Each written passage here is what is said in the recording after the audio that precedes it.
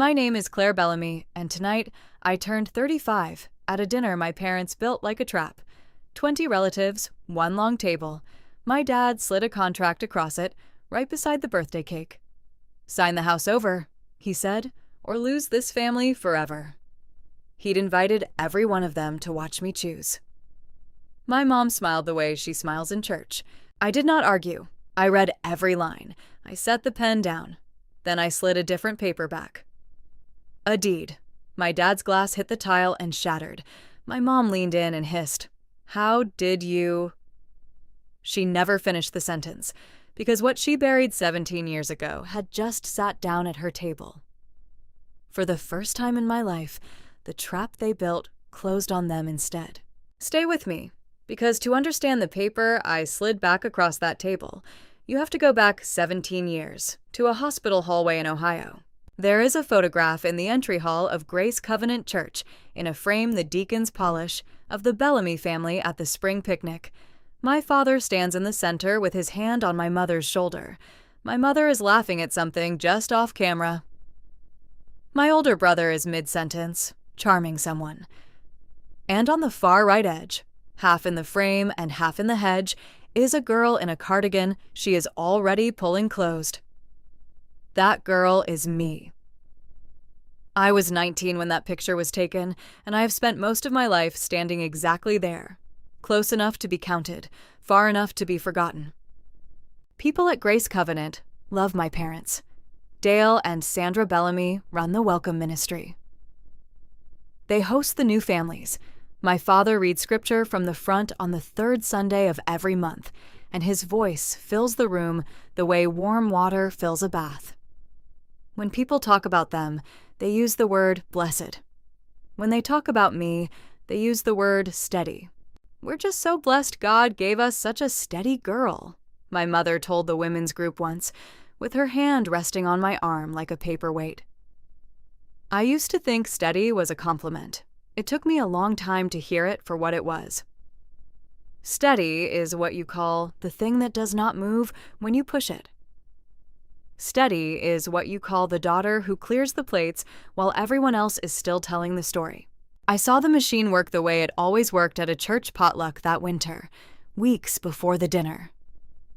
My mother was holding court near the coffee, telling a story about the new pastor, and when a young couple asked how they could help, she didn't volunteer herself. She volunteered me. "Claire will run the children's table. Claire's so good with the little ones. Aren't you, sweetheart?" And I said yes, of course, and I spent the evening cutting other people's children's food into smaller pieces while my mother's laugh carried across the hall. No one in that room could have told you a single thing about me except that I was reliable. That was the whole point of me. That was the shape they had pressed me into so long ago that I had stopped feeling the edges. I teach third grade at a public elementary school, 11 minutes from my apartment. 24 children, ages 8 and 9, who tell me everything, who lost a tooth, whose dog is sick, who didn't get breakfast. I am good at noticing the child at the edge of the rug. I have a kind of radar for the one who has gone quiet, the one who is managing something too big for their hands. There's a boy this year who flinches when voices get loud, and I have learned to lower mine around him without ever saying why. And I have wondered more than once where a person learns a skill like that. Where you learn to read a room for danger before you've taken off your coat. So when the text came in February, I read it the way I read everything from my mother, twice, looking for the part underneath. Saturday, everyone's coming. Wear something nice, sweetheart. It matters this year. It matters this year. My parents had never thrown me a birthday party. Not at 16, not at 21, not at 30. My birthdays were a card with a check folded inside and a phone call where my mother did most of the talking. And now, at 35, the whole family was coming. And it mattered, and she had used the word sweetheart, which she only used when she wanted something and hadn't decided yet how to ask. I read the text standing in my classroom after the last bell, the radiator ticking, 24 little chairs upside down on 24 little desks. Why this year? I thought. After 34 silent ones, why now? The kitchen, 17 years ago, with the curtains pulled in the middle of the afternoon. That is the first thing I remember about telling them. Not their faces, the curtains. My mother crossed the room and pulled them shut against a perfectly ordinary Tuesday, as if what I had said could be seen from the street. I was 18. I had just finished my first year of community college. I told them I was pregnant, and I watched my father's hands settle flat on the kitchen table, very calm, the way a man steadies a thing he's about to lift. "Do you understand what people will say about this house?" he said. Not, "Are you all right?" Not, "Who is the father?" Not, "What do you want to do?" The first full sentence out of my father's mouth was about the house, and the neighbors, and the name over the door. My mother did not cry. She got practical. By the end of that week, there was a plan, and the plan was not mine, and I was not invited to help build it. There was a maternity home 3 hours away, run by people my parents knew through a ministry connection, the kind of place that existed to make a problem disappear quietly and return a girl looking rested. There was a cover story, delivered to me fully formed, the way you hand a child a script. "You're studying abroad," my mother said, folding a sweater into a suitcase that was already mostly packed. "That's the story. A semester at a Bible college out of state. Don't embarrass us further." I want to be precise about something, because the precision matters. I was 18. I was legally an adult. No one held my hand to a page and forced the pen. That is not what happened, and pretending it is would let the rest of them off too easy. What happened is quieter and harder to say out loud. I had no money. I had no car. I had a family and a church, and a God who all seemed to agree that the most loving thing I could do was to be silent and grateful and gone. When every door you can see is being held shut by the people who are supposed to love you, you do not need to be forced through the one they leave open. You walk through it yourself, and you call it a choice, and you spend the next 17 years wondering why you let yourself. The night before I left, my grandmother came to the door. Vivian Bellamy was my father's mother, 80 at the time, sharp as a tack and twice as hard to fool. She didn't come inside. She stood on the step with a paper grocery bag, and she pressed it into my hands, and inside was a blanket she had knit. Soft yellow wool, small, the size of something that would not need a big blanket for very long. "For the baby," she said, low so the house wouldn't hear. "Whatever they tell you. For the baby." Then she put her dry hand against my cheek for 1 second, and she left. The maternity home was a converted farmhouse with good light, and women who spoke softly and a rule against telling each other our last names. I spent 5 months there. I will not pretend it was a horror. It was clean and warm, and the food was fine. It was just that I was a secret being kept somewhere comfortable, like a coat in a closet, and everyone there understood that about all of us. And so nobody said it. One person called every Sunday at 4 o'clock. It was not my mother, and it was not my father. It was Vivian. The phone hung on the wall in the hallway, and the other girls learned that on Sundays at 4 it would be for me, and they'd come find me wherever I was. My grandmother never asked the questions you would expect. She asked if I was eating. She told me about her tomatoes. Once, near the end, she said, "When this is over, you come straight to my kitchen. There's a chair." And then she said goodbye before her voice could do anything she didn't want it to do, because that was the kind of woman she was. I kept the yellow blanket in my suitcase the whole 5 months, folded under my clothes where no one could take it for laundry. Some nights I'd take it out and just hold the weight of it in the dark.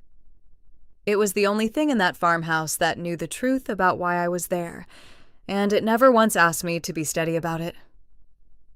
My daughter was born in December, just after midnight. I held her for a length of time that I have never been able to measure. They told me later it was minutes. She was warm against my chest, heavier than such a small thing had any right to be, and I could feel her breathing. Quick, then slow, then quick again, settling. A full head of dark hair, a furious little face. She gripped my finger with the whole strength of her brand new body and would not let go.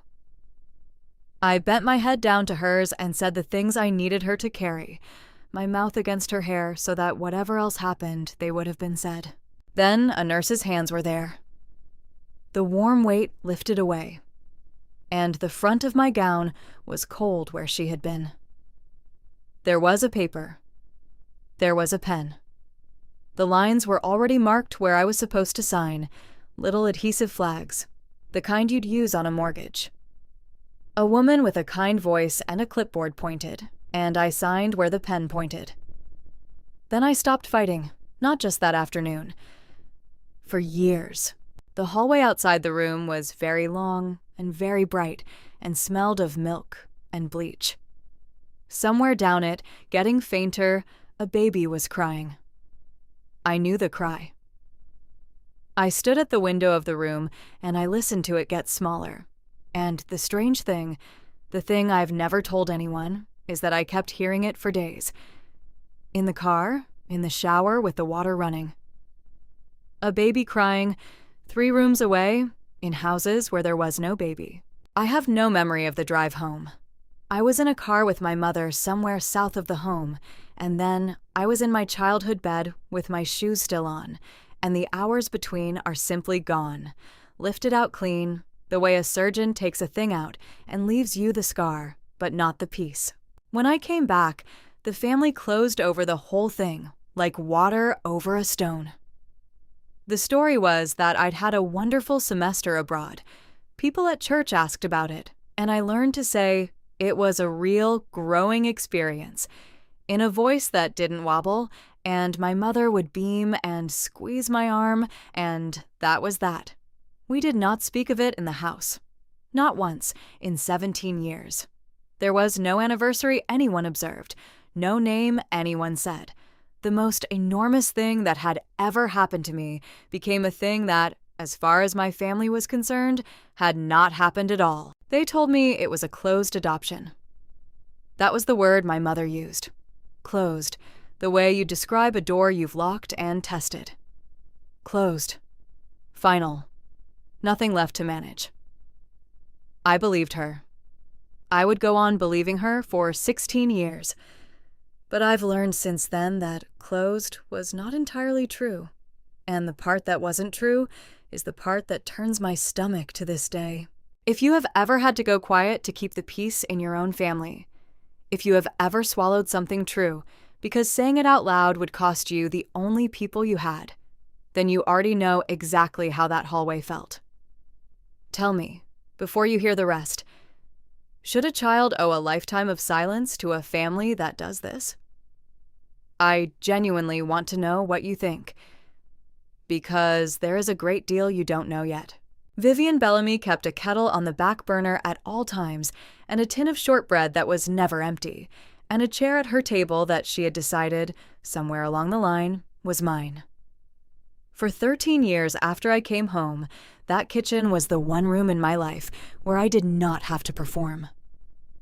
The first time I hovered in her doorway after coming back, 20 years old, hollowed out, holding myself like something that might spill, she pointed at that chair with a knitting needle. "Sit," she said. "You don't have to earn the chair in my kitchen."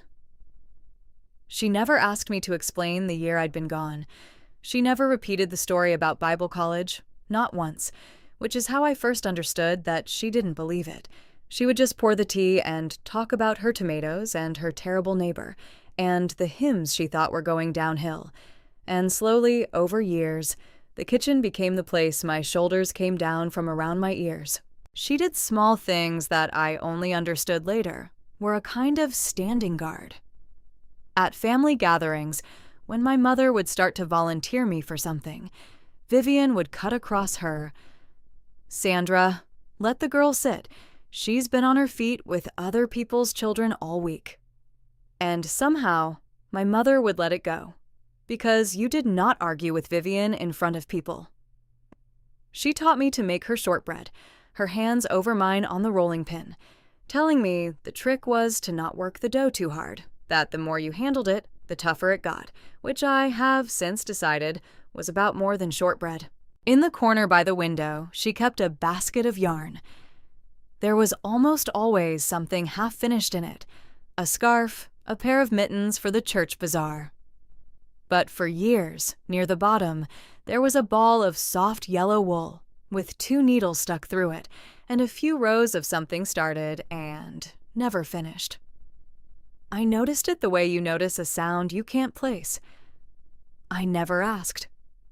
I think some part of me already knew, and didn't want to be right.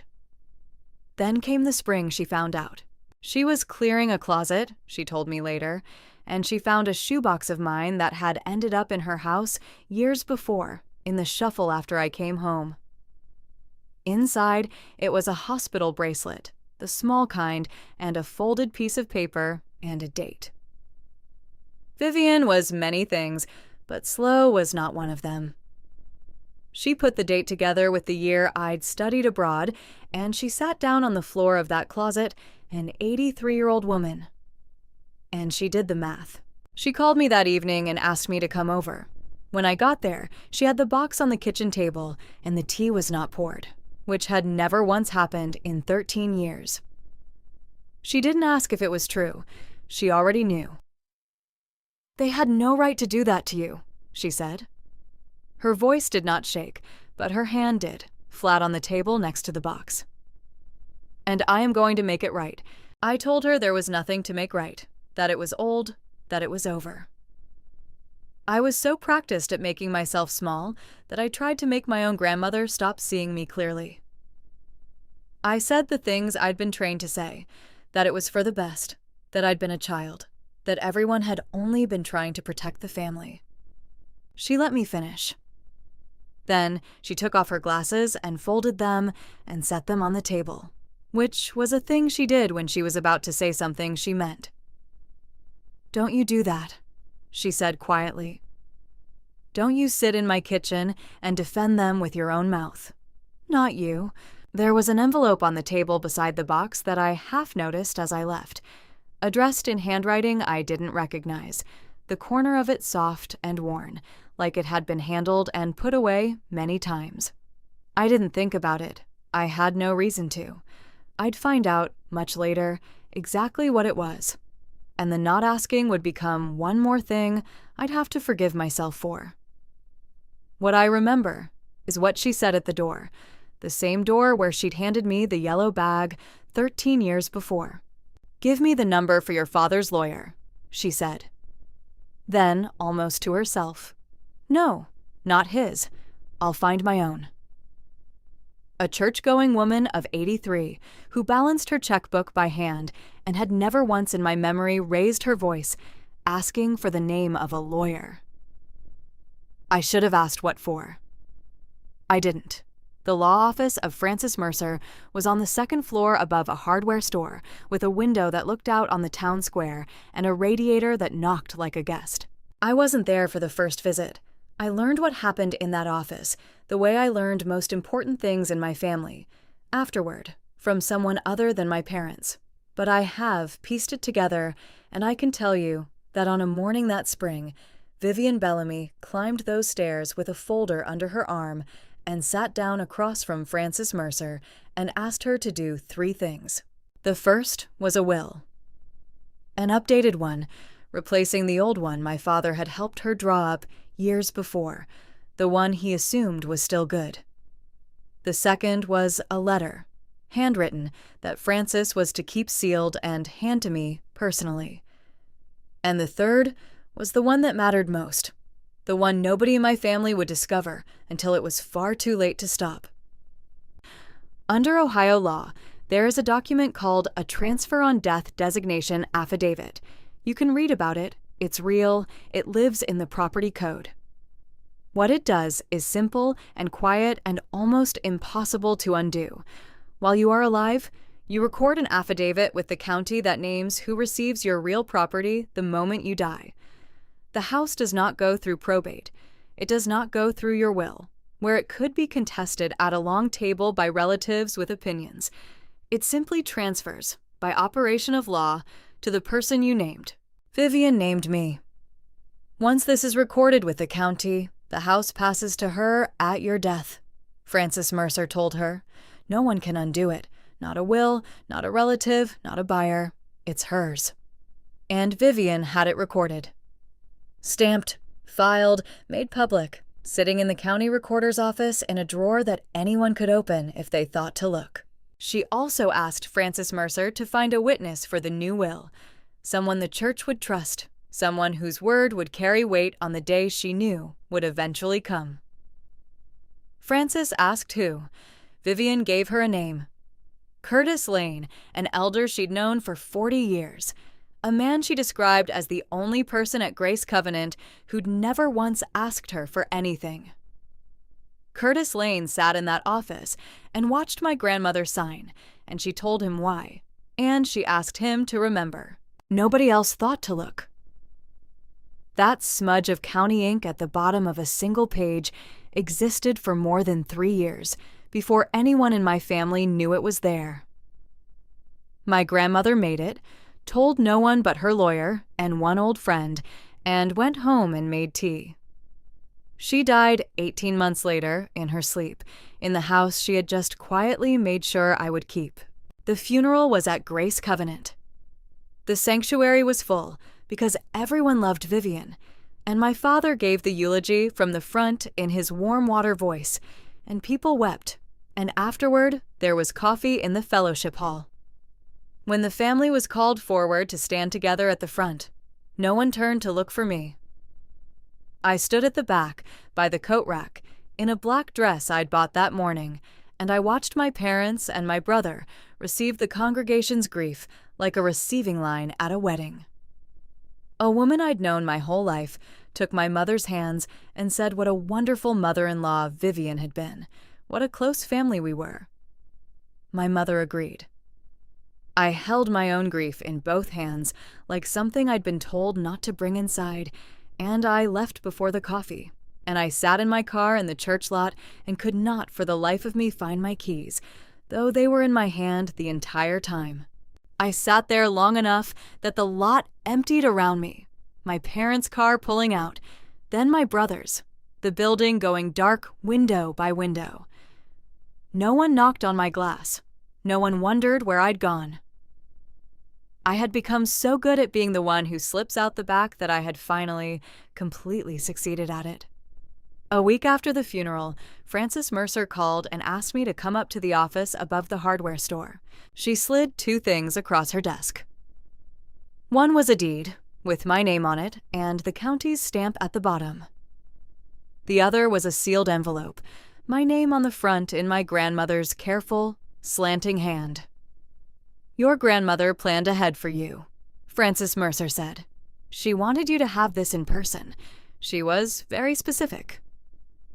The letter inside was not long. My grandmother was not a woman who wasted words. She wrote about the kitchen and the chair and the year I went away and the Sundays she'd called. She wrote that she had known, somewhere in her bones, even before the box, and that she was sorry it took her so long to look. And then, near the bottom, in handwriting that had gone unsteady in a way it never used to be, she wrote the lines I have read more times than I have read anything else in my life. This house held alive for too long, Claire. I want it to hold you now. Not because you have anything to prove, because you never did.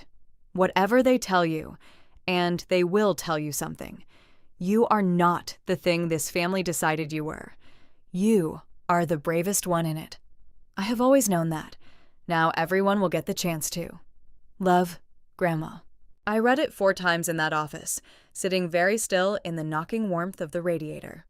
Then I drove home, and I sat down on the floor of my apartment with the letter held against my chest. And somewhere behind me, in the kitchen, the kettle I'd put on without thinking screamed itself empty, and I did not get up to move it. The deed was in my name. The house was mine, free and clear, the moment she died. I folded the deed back into its envelope. I put it in the drawer of my nightstand, underneath the yellow blanket I had never been able to throw away. And I said nothing.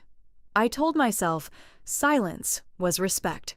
Respect for her grief, for the family's grief, for the decency of not turning a death into a fight over property before the flowers had even wilted.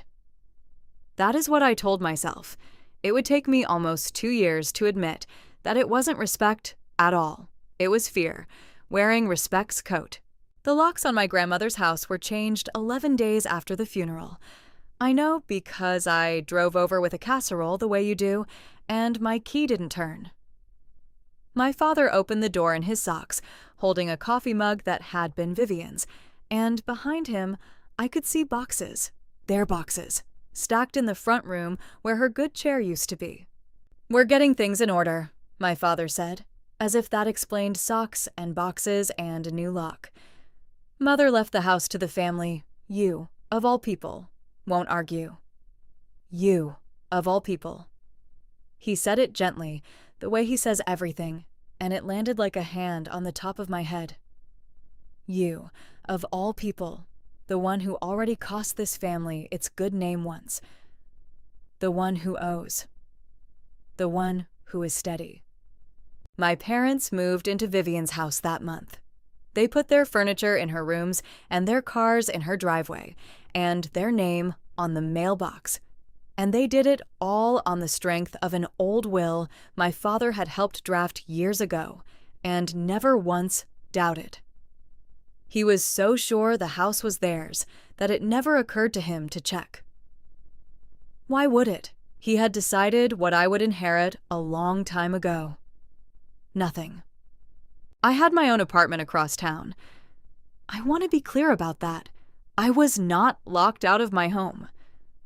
I was locked out of hers. But the thing trauma does, the thing 17 years of being the family's quiet shame had trained into me, is that I let it stand. I owned that house, in the drawer of my nightstand, under a yellow blanket.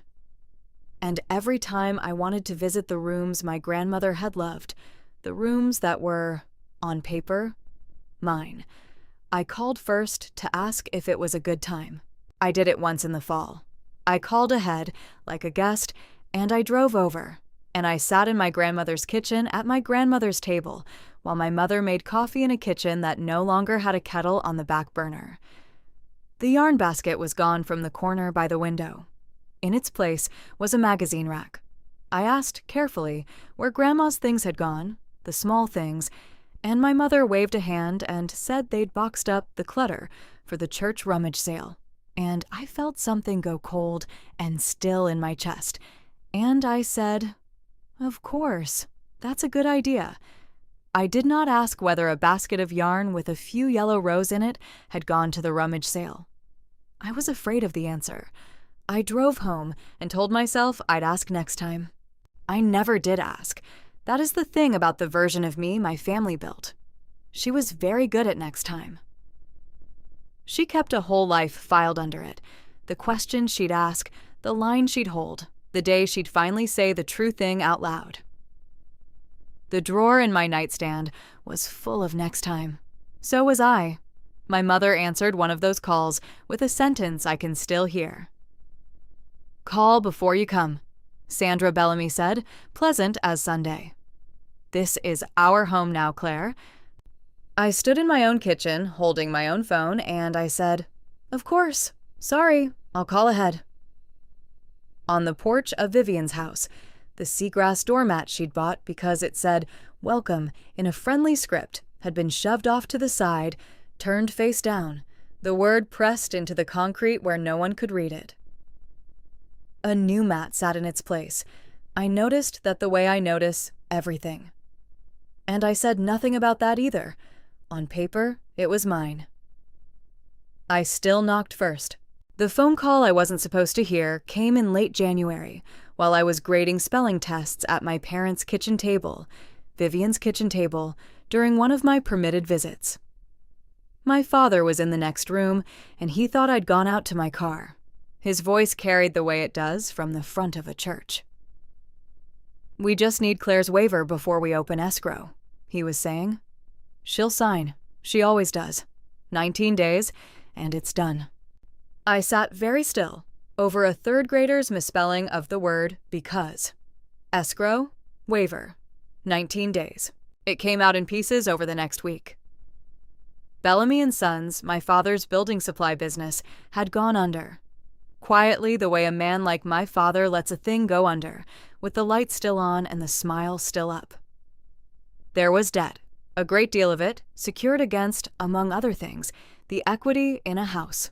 And there was a buyer, a cash buyer, $420,000, with a closing date my father had circled in red on a purchase agreement that sat on the kitchen counter next to the fruit bowl. He'd left it right out in the open. It had never crossed his mind that I would read it and understand exactly what it meant. The sale needed clean title. Clean title needed every potential heir to sign away any claim, and the lawyer handling the sale had apparently told my parents to get those waivers squared away before they opened escrow, before, in other words, anyone ran a title search on the property. Here's the part that still amazes me. They never pulled the county record. They never thought to.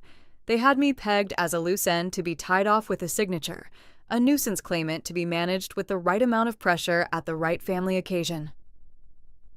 The idea that I might already own the house outright, that my grandmother had quietly handed it to me 2 years before and stamped it with the county, was not a possibility that lived in their heads.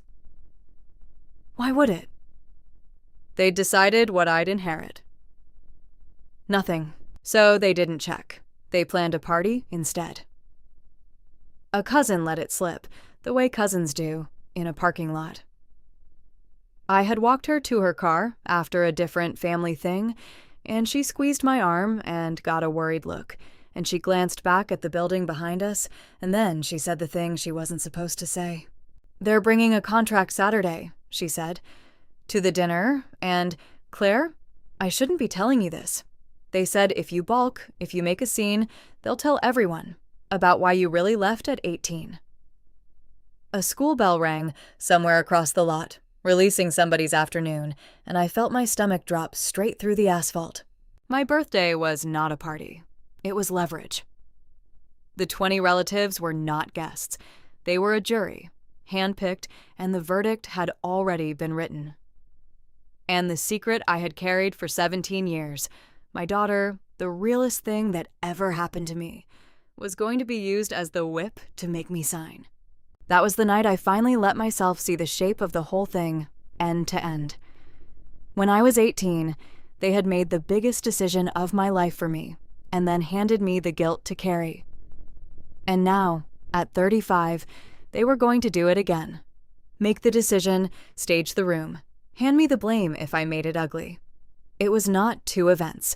It was one long sentence the family had been speaking my whole life, and I had been the silence at the end of it. For 17 years, I had believed the silence was mine. My failure, my shame, the quiet I owed for a thing I'd done. Sitting in my car outside my own apartment with the engine off, I understood for the first time that the silence had never been mine at all. It had been issued to me, handed over like the suitcase, already packed. I drove home. I did not cry. I took the deed out of the nightstand drawer and the yellow blanket with it, and I set them both on the kitchen table, and I looked at them for a long time. Then I called Francis Mercer, and for the first time in my adult life, I asked a question instead of apologizing for having one. "I want to know exactly what my grandmother left me," I said. "All of it, and I want to know what I'm allowed to do about it." There was a pause on the line, and then the sound of Francis Mercer pulling a file. "Claire," she said, "they can't sell anything. The house was never theirs to sell. It's been yours since the day Vivian died." A beat. "What would you like to do?" I had spent 17 years being told what I would do. I told her I'd be in tomorrow. Francis Mercer's conference table had a green-shaded lamp on it, and under that lamp, over the next 2 weeks, my grandmother's careful planning unfolded into something far larger than a house. It started with the boxes. My parents, in their hurry to claim Vivian's rooms, had cleared her personal things into the attic, and Frances Mercer, who as the estate's named representative had every right to inventory them, arranged for the unsold remainder to be brought to her office. I sat at that green-lit table and went through my grandmother's life in cardboard. Hymnals with her notes in the margins. A tin of buttons. A church directory from 1989 with half the faces gone now. The shortbread recipe in her hand, the one she'd taught me with her hands over mine. In the third box, under a stack of church bulletins, was a smaller box. It was old, the cardboard gone soft, the lid held with a rubber band that snapped when I touched it. Inside were envelopes, 16 of them. They were addressed in a handwriting I'd seen once before, on a worn envelope on Vivian's kitchen table, the spring she found out. They had postmarks, one a year, more or less, going back almost to the beginning. And they were addressed not to me, but to my parents, to the house, to the name over the door. I opened the first one with hands that had gone strange and far away, photographs. A baby with a furious little face and a full head of dark hair, sitting in a high chair, frosting to the elbows. A note, 2 lines, from a woman who signed herself only by a first name, saying the agency had passed along that updates were welcome. And here was the first, and she hoped this found the family well. The adoption had not been closed. Not the way my mother said the word, locked and tested and final. It had been semi-open. The family who raised my daughter had agreed, through the agency, to send a yearly update to the address on file, and the address on file was my parents' house. For 16 years, a stranger who was raising my child had mailed photographs and report cards and a paper turkey traced from a small hand into my family's mailbox. And my parents had taken them out of the mailbox and put them in a box, and put the box in a closet, and never said one word. After the spring she found out, my grandmother had gone and taken that box from where they'd hidden it and kept it and told no one, holding it for the day she knew was coming. I opened them in order. A toddler on a tricycle. A gap-toothed grin on a first day of school. A girl in a yellow swimsuit, squinting, holding up a fish.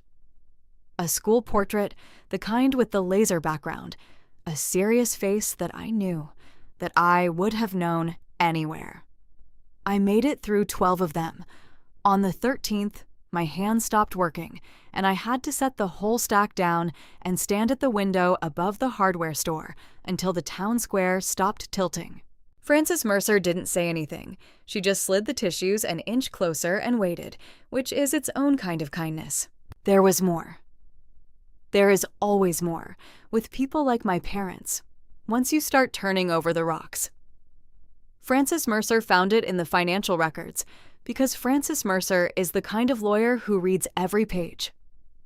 In the last 2 years of my grandmother's life, my father had held her power of attorney, financial, signed when her hands got bad, meant to let him pay her bills and manage her accounts. And in that window, someone had taken out a home equity loan against Vivian's house, $120,000. The signature on the loan was Vivian's, except it wasn't.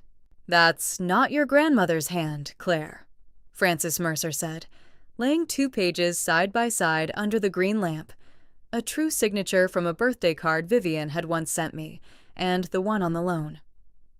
The difference, once you saw it, was the difference between a voice and an impression of a voice. And even if it were, the power of attorney didn't authorize this. He borrowed against a house he didn't own, using an old woman's name, while he was supposed to be protecting her. I can prove both of those things. So that was the math, finally. All of it on one green table. My parents owed money they could not pay. They had borrowed against a house that was already legally mine, using my grandmother's forged name while she was alive and trusting. They had a buyer and a deadline. And they had one obstacle between themselves and a sale, A steady daughter they were certain would sign anything if you shamed her hard enough in front of enough relatives. Frances Mercer set down her pen and looked at me across the green light. "You don't have to do any of this in front of them," she said. "We can send a letter. We let the title company find the affidavit on its own when they try to close. The sale falls apart quietly, and you never have to sit at that table." It was a real kindness and a real option, and for a moment I let myself want it. The quiet version. The one where I stayed the girl who didn't make a scene. Then I thought about a basket of yarn that had gone to a rummage sale, and 16 envelopes in a closet, and a hallway that smelled of milk and bleach. "No," I said. "They did it in front of everyone. So will I." I sat with all of it for a moment. Then I asked Frances Mercer to make me copies. Clean ones. Of everything. The deed, the new will, the affidavit with the stamp, the loan pages, the photographs of a girl growing up in someone else's house. On Saturday, they would bring a pen. I would bring everything else. The dinner was at the house. Of course it was. They wanted me to sign the papers in the very rooms they were trying to take. The long table was my grandmother's, dragged out and dressed in a cloth I didn't recognize, set for 20. There were candles. There was a roast. There was a birthday cake on a stand at the center of the table, white with yellow roses. My name in script across the top. And I remember looking at those yellow roses and thinking of a basket of yarn and having to look away. I arrived last, on purpose, after the others were seated, so I could see the shape of the thing. And I saw it, my father at the head, my mother at his right, my brother, aunts, uncles, cousins, the cousin who'd warned me not quite meeting my eyes, and there, 3 seats down on the left, in a good gray suit, an old man with kind, tired eyes whom my parents had introduced to everyone as Vivian's dear friend from church. Curtis Lane, an elder at Grace Covenant, a man whose presence at the table my parents had arranged for one reason. He gave the evening the weight of God's approval. They had no idea what else Curtis Lane was. We ate. My mother steered the conversation through the shallows. The weather, a niece's college applications, the new pastor's sermon series. My father carved. Someone complimented the roast. The whole room hummed along on the surface, the way my family always hummed, while underneath it the real evening waited with its hands folded. I watched my mother work the table the way she works a fellowship hall. A touch on this arm, a question for that cousin, the room tuned to her like a choir to a pitch. I watched my father refill glasses and laugh at my uncle's joke. And I understood, with my hands folded in my lap, that they were not nervous. They had done this before, in smaller ways, all my life. They were certain. The certainty was the most frightening part of sitting there. It would also, in about 10 minutes, be the most useful. The cake was cut. Someone started the birthday song and the rest joined in.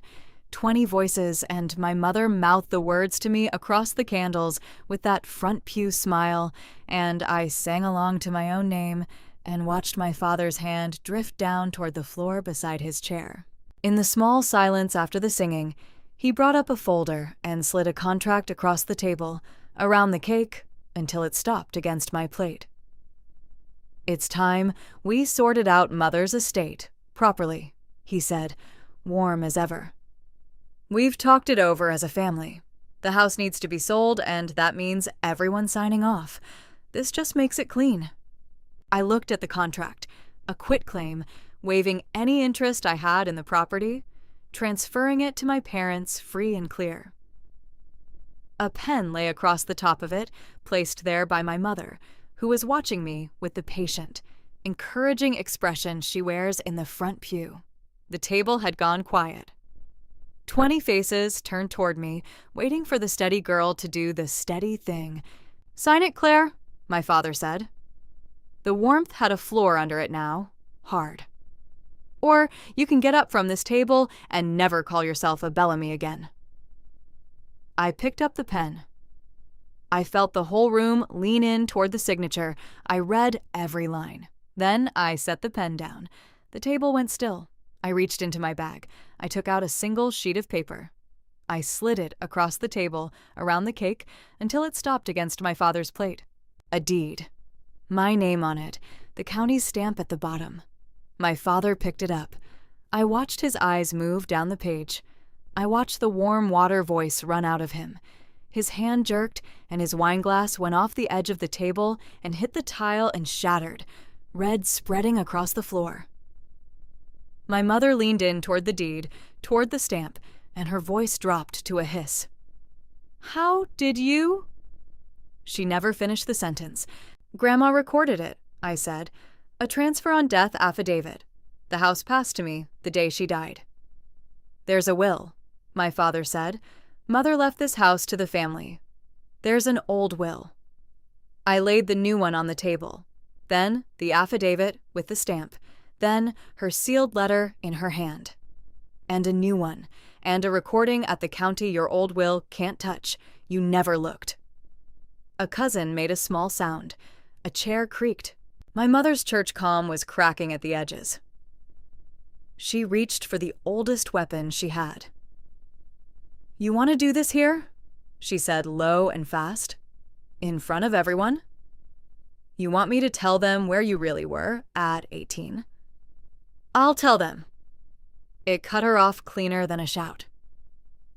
I turned to the table, to the aunts and the uncles and the cousins, to Curtis Lane in his good gray suit. "When I was 18, I had a daughter," I said. "My parents sent me away and told all of you I was studying abroad. They told me it was a closed adoption, that nothing was ever coming back."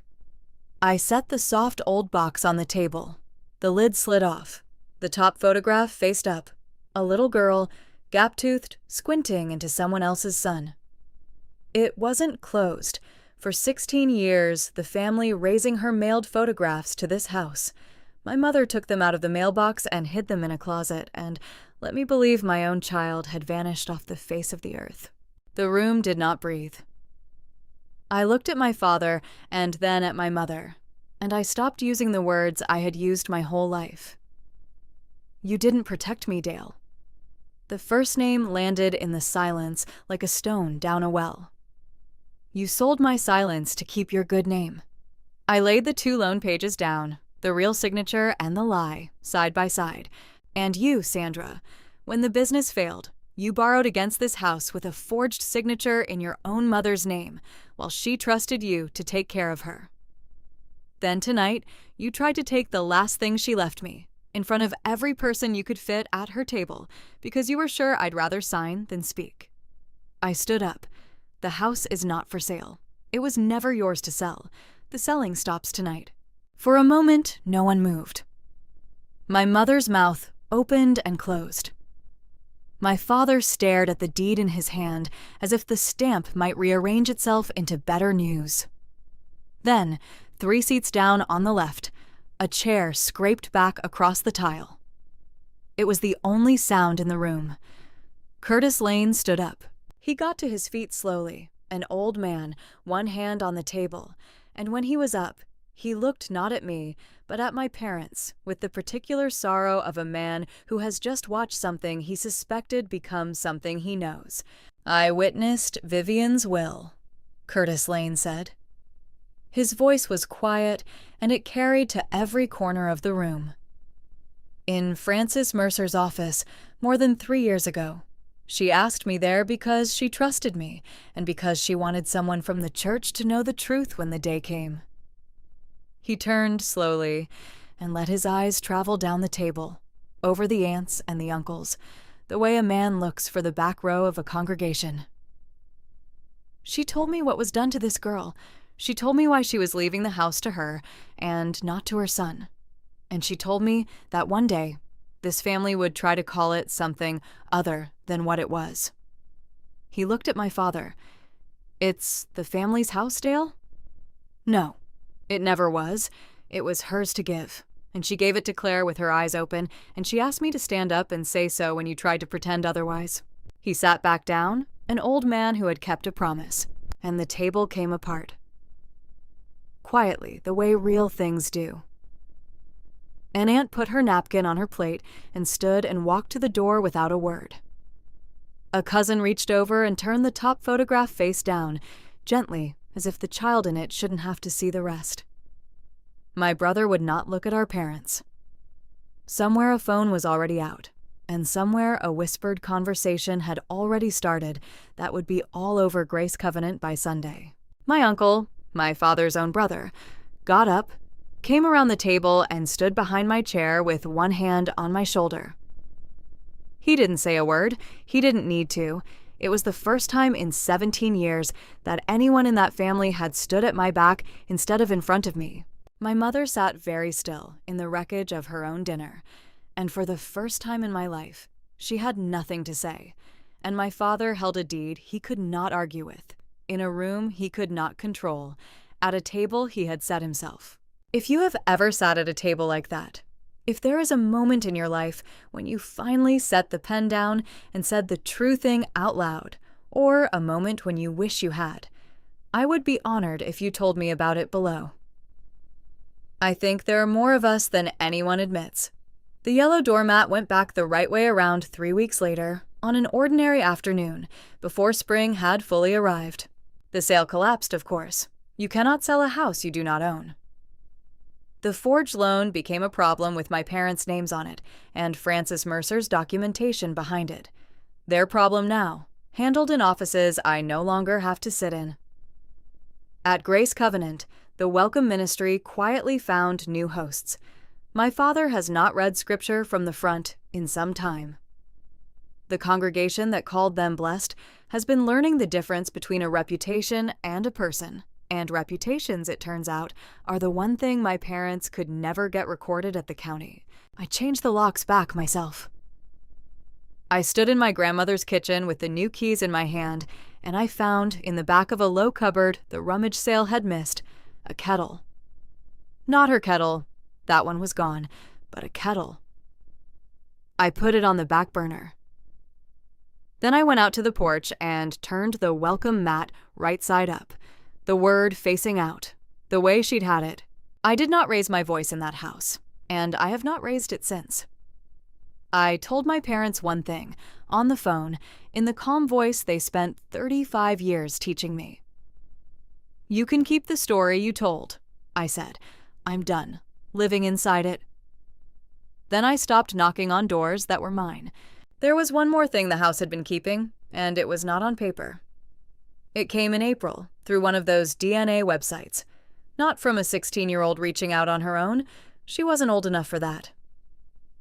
It came through a cousin on the adoptive side who had tested, and a family who had always meant to leave the door open, and who helped when the moment finally came. The message was short. I have read it as many times as I read my grandmother's letter. "I think we share a grandmother who knit," it said. "There's a photograph in my baby box of a yellow blanket. My mom said it came from my birth family. I've always wondered about it. Is that you?" The photograph in her baby box, I understood later, had come from my grandmother. She had sent the adoptive family a picture of the yellow blanket she'd knit through the agency so that whatever else happened, the child would know it was there. Her name is Hazel. She is 16. She has a furious little determination in the set of her jaw that I would know anywhere, because I held it for an unmeasured hour in a hospital in December a lifetime ago. I took the yellow blanket out of the nightstand drawer, where it had lived under a deed for 2 years, and under nothing at all before that. The wool had gone soft with age, the few rows my grandmother started and never finished, still trailing a loose thread at one end. I held it to my face before I folded it into a box, and for a moment I could not see the tape. Then I wrapped it, and I addressed it in my own careful, slanting hand, the hand I got from her. And I set it on the kitchen table of my own apartment, stamped and ready, to send to a girl who had wondered her whole life about a blanket the color of butter. My grandmother was right. I never had anything to prove. Some things you cannot sign away. Some things outlast every contract and every lock and every story a frightened family tells to keep its name clean. You carry them quietly for as long as it takes. And then, when the day finally comes, you carry them home.